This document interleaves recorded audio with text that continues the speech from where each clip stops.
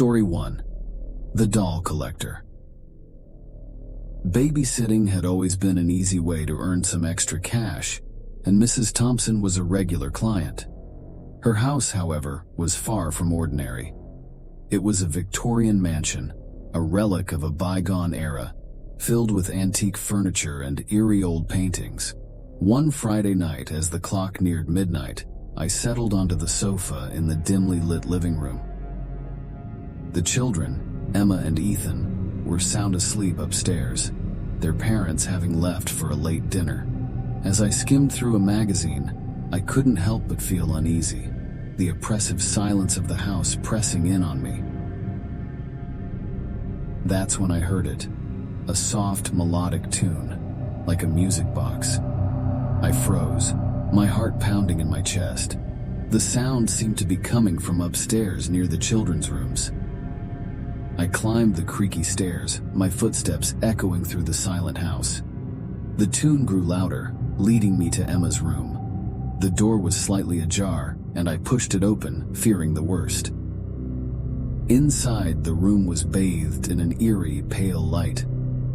Emma sat on her bed, surrounded by porcelain dolls, each one more grotesque than the last.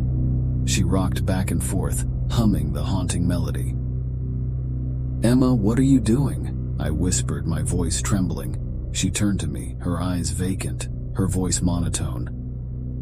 "The dolls want to play." I moved closer, trying to understand what was happening.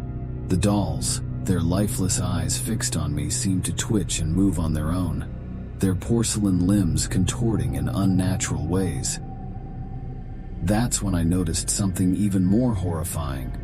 The dolls had replaced Emma's hands. Her once tiny, delicate fingers were now porcelain, her eyes vacant and soulless like the dolls that surrounded her. Panicked, I grabbed Emma and fled the room, leaving the eerie melody behind. I ran down the stairs and out of the house, never to return. The memory of that night still haunts me, a reminder that some babysitting jobs are better left untouched. Story 2. The Hidden Room. Babysitting the Andersons' 3 kids was usually a breeze. Their house, an imposing colonial mansion, held no secrets, or so I thought. One chilly winter evening, Mrs. Anderson left me with specific instructions to put the kids to bed early, as they had a long drive ahead the next day.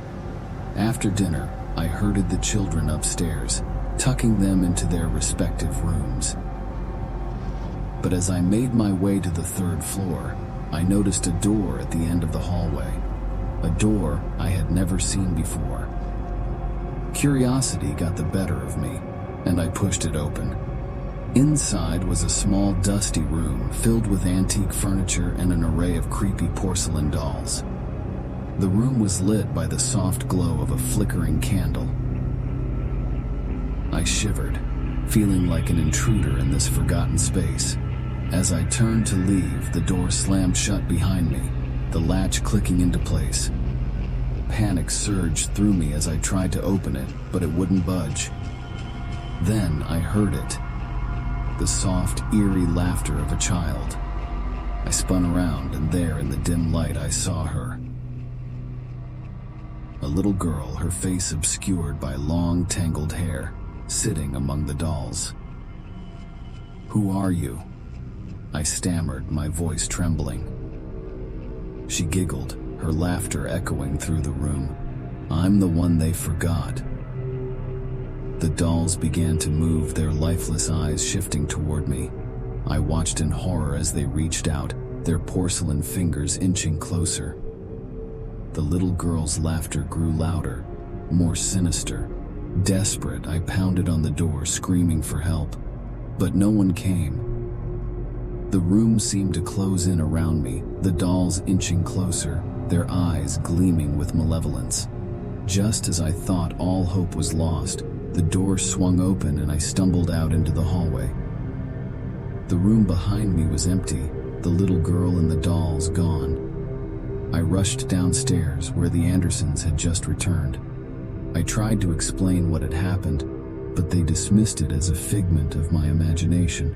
They didn't believe me, and I left that house vowing never to return.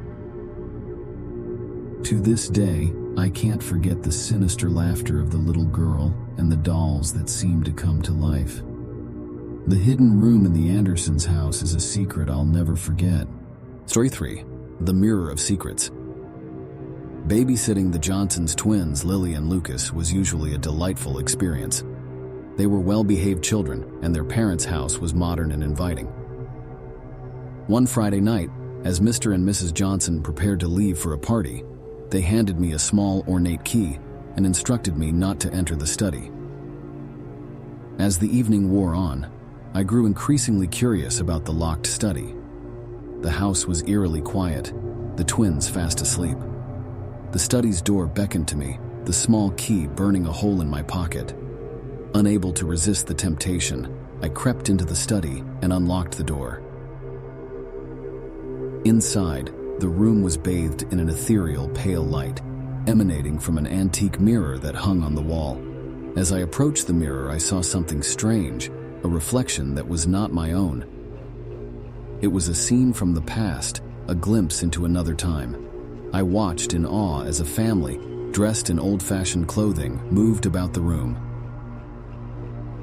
I reached out to touch the mirror, and my hand passed through the glass as if it were water. I stepped into the reflection, finding myself in a world that should not have existed. The family from the mirror surrounded me, their eyes hollow, their voices a haunting whisper. They spoke of secrets, of tragedies that had unfolded within these walls. They told me of a curse, a darkness that had plagued the Johnsons for generations. Panicked, I tried to escape, but the mirror held me captive. The family's ghostly hands reached out, their fingers icy and insistent. They whispered their secrets into my ear, and I felt their pain and despair. Hours passed, or perhaps it was days, I couldn't tell.